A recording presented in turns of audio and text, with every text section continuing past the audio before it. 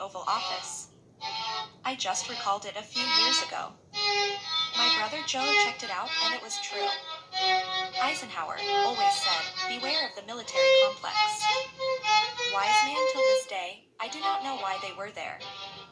Our neighbors in Chatham W. are lovely people. The Hall Sun family and mine assumed we would marry. He was at Yale University. And, I will say it 1,000 times, I never planned a thing in my life. Tim had a boat for water skiing. He brought along a friend from Columbia University. My husband-to-be.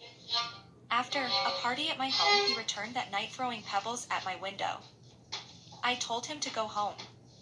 And, after many beautiful letters from Columbia from him, he won my heart.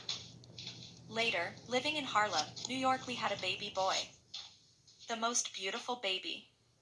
We named him after a poet, Robert Blake Sansone. Our son went to Columbia University, too. A blessing in my life.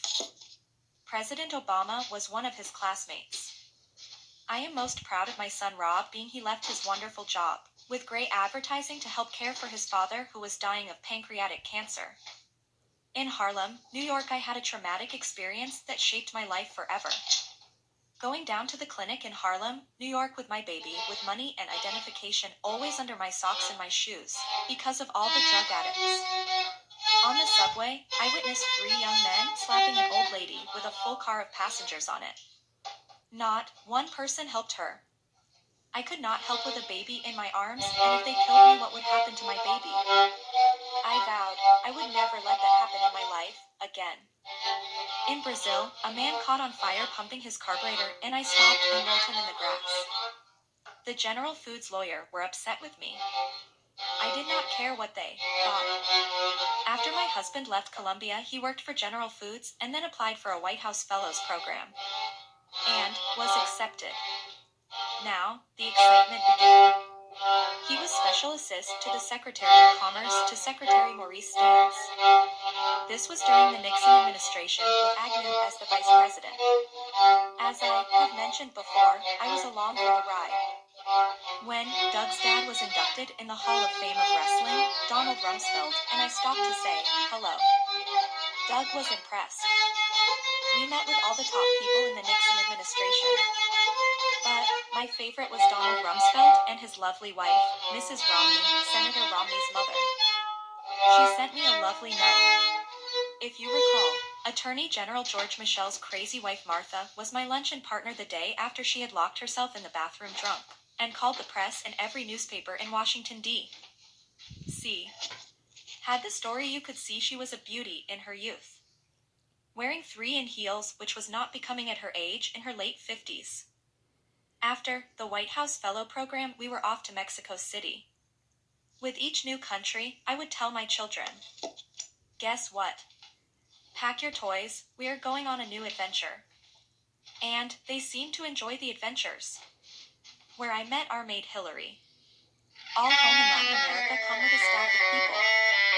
Even a lady who irons your clothes. The story goes, her parents were so poor they had to give her to a wealthy family so that she would not starve.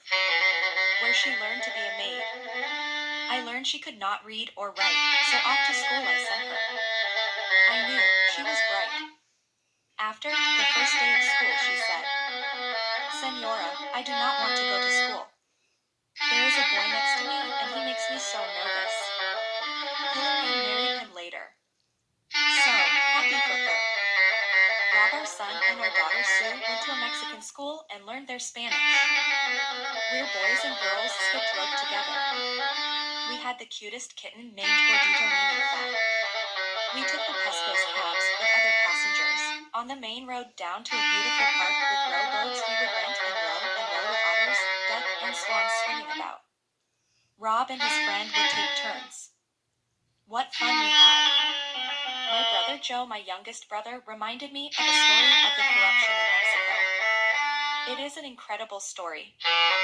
General Foods knew we were leaving Mexico in a couple of months and did not want to pay $10,000 per family member, meaning $30,000 for myself and kids. So, they decided to send us to the States and re-enter instead. Well, Mexican lawyers were not the best. They forgot I needed a letter from my husband to allow travel to Mexico. Women were taking children to Mexico and divorcing their husbands. So needless to say, when I got on a plane for Mexico, I did not have the right papers and would not let me board. No credit cards in those days.